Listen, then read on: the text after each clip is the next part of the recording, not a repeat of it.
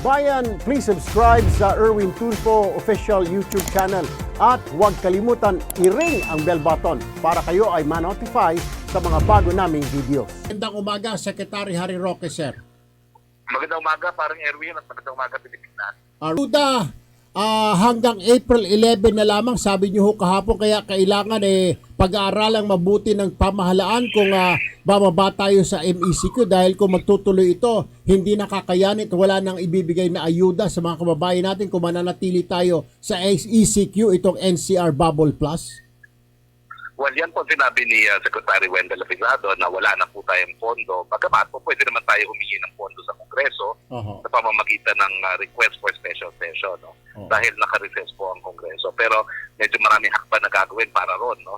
At sa tingin ko naman, based dun sa mga models ng Department of Health mismo, mukha namang magkakaroon ng mabuting resulta itong ginawa sa 2 linggong ECQ at saka 1 linggong travel bubble. No? Tapos, pwede naman pang mag-ECQ tayo matapos itong ECQ.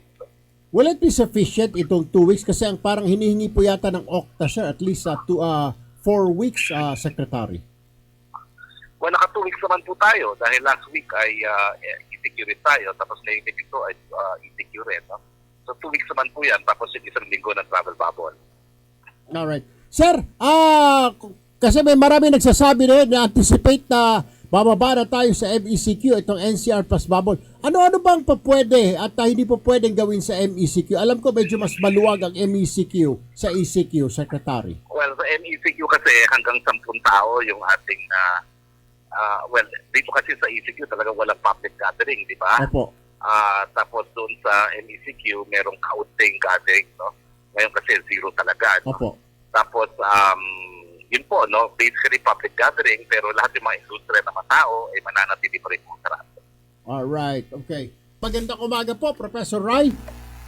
Magandang umaga, Idol, at saka sa lahat na nakikinig sa atin. 2 weeks, sabi ng gobyerno, sabi ni Secretary Roque, sabi raw ni BBM Secretary Wendell Abisado na hanggang April 11 na lang ang ayuda, bayan, kasi wala ng budget ang gobyerno. Kayo, di ba, hingi ninyo 4 weeks, di ba? Kung hanggang April 11 na lang, mapipuwersa sila na ibaba tayo sa MECQ, ang NCR Bubble Plus, dahil wala nang ipapakain sa tao. Ano ang reaksyon nyo rito, Secretary?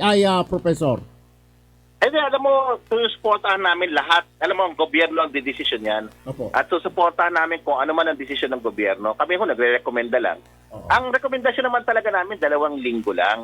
Okay. Hanggang 4. 2 linggo, tingnan natin, assess natin. Kung lumapit siya sa 1.1, 1.2, di okay na tayo mag-MECQ ng after that. Pero kung hindi bumaba, mataas pa rin, wala ho, kahit na gustuhin man natin, hindi natin maipipilit kasi puno pa yung mga ospital natin.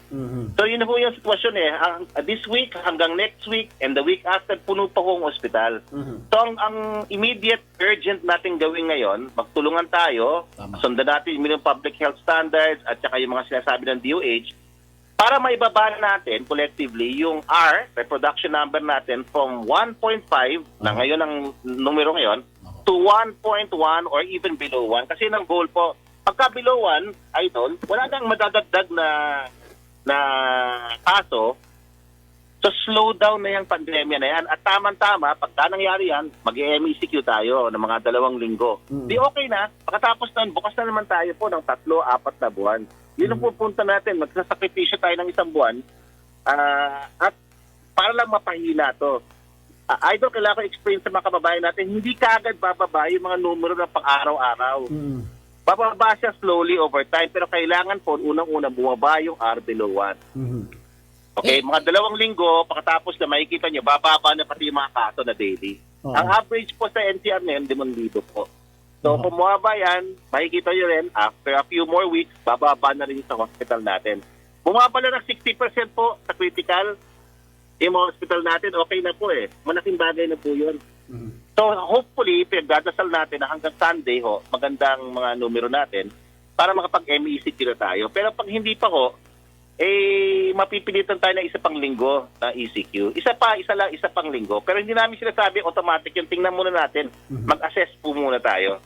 Ano tinitignan nyo yung, kasi kami ho, yung mga ordinary mamayan, mga ibang kababayan na tinitignan lang, di ba? May mga report ng DOH, kagaya 4,000 na lang from 11,000. Pero kayo, tinitignan ninyo yung R na sinasabi, yung reproduction rate ba yun? Opo. Kasi yun ang nagsasabi sa atin kung paano kabilis yung pagkalat po. Ngayon, para makontrol ang transmission, ang pandemya, ang pagkalat ng COVID-19, kailangan yung R na yan below 1. Ngayon nasaan ba ngayon, Prof? 1.5 na yon, pero pababa na siya. Yun may maganda nakatulong yung isang linggo ng ECQ na pababa natin from halos 2 to 1.5. Ngayon po, inaasahan natin, ngayon ay Wednesday, pagdating na Sunday o Saturday, makita natin na mababayan substantially to mga 1.2, 1.1.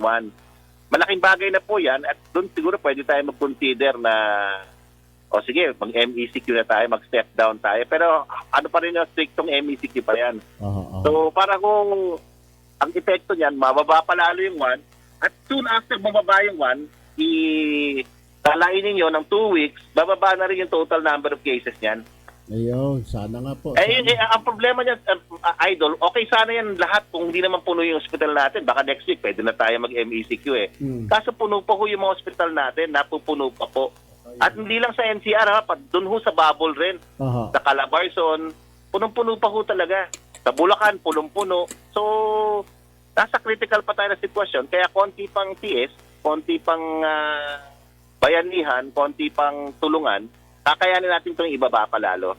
Alright. Professor Rajit Rai, Octa Research, maraming salamat po. Magandang umaga. Stay safe and healthy, Prof. Yeah, same to you, Idol. At saka mag-ingat po tayo lahat. Thank you. Bayan, thank you for watching. Kung nagustuhan ninyo ang video, mag-subscribe at i-like lamang ito.